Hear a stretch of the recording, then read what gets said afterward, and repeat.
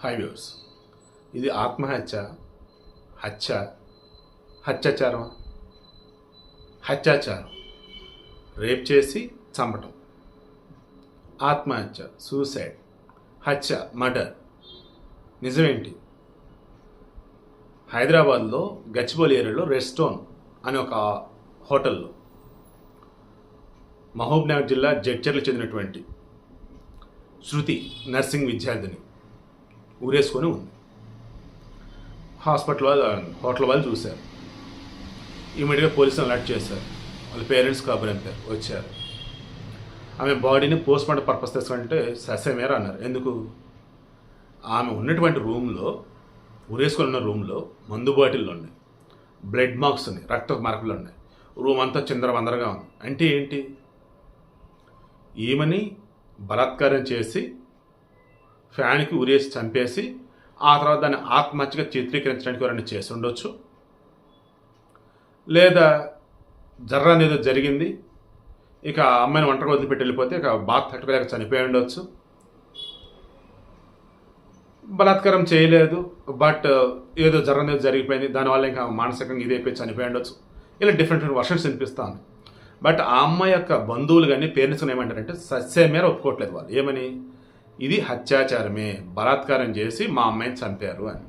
ఎందుకంటే ఆ రూమ్లో బ్లడ్ మార్క్స్, మందు బాటిళ్ళు, అసలు ఏంది ఇదంతా? పోస్ట్ మార్టంకి అయితే తప్ప క్లారిటీ రాదు. ప్రైమరీ ఇన్వెస్టిగేషన్ అన్నప్పుడు, ప్రైమరీ అన్నప్పుడు ఆల్రెడీ మనం డిస్కస్ చేసుకొని ఆసుపత్రిలో వచ్చేసి ఆ పోస్ట్ మార్టం చేసే వాళ్ళు వచ్చేసి బాడీకి సంబంధించి బేసిక్ కొంచెం చెక్ చేస్తారు.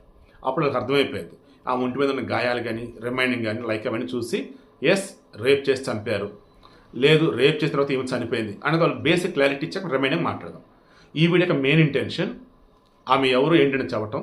అండ్ దండం పెడుతున్నా, దయచేసి ఆడవాళ్ళు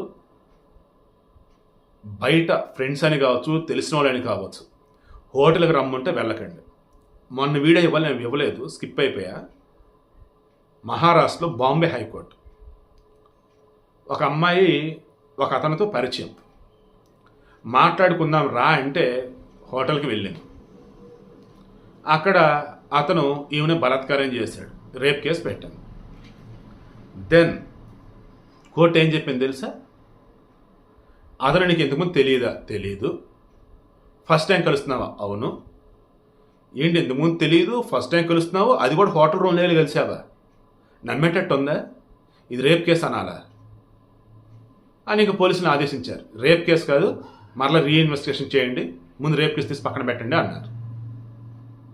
సో ఏమంటానంటే ఇక్కడ ఆడవారికి సంబంధించి నిజంగానే వాళ్ళు బాధితులైనా ఇక్కడ సిస్టమ్ ఎలా ఉంది అంటే క్రాస్ చెక్ చేస్తూ పోతున్నప్పుడు మీరు నమ్మి వెళ్ళినా అది ఓ రకంగా మీకు మైనస్ అయ్యే అవకాశం అనేది ఉంది, అవతల తేడాగా బిహేవ్ చేస్తే.